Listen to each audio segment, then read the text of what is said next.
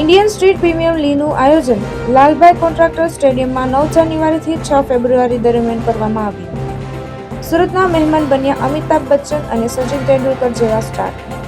Surat airport પર અમિતાભ બચ્ચન અને સચિન જોવા મળ્યા.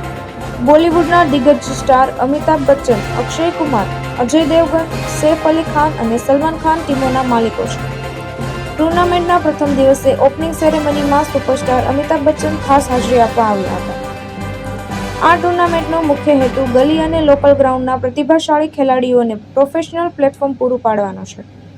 આ લીગમાં દેશભરની કુલ 8 ટીમોએ ભાગ લીધો હતો, જેમાં સુરતના પણ 4 ખેલાડીઓનો સમાવેશ થાય છે.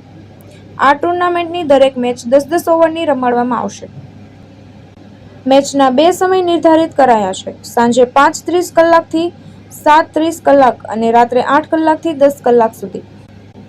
આ ઇવેન્ટમાં સચિન તેંડુલકર, રામચરણ અને રિતિક રોશન જેવી હસ્તીઓ તેમજ 200 ડાન્સર પરફોર્મન્સ આપશે.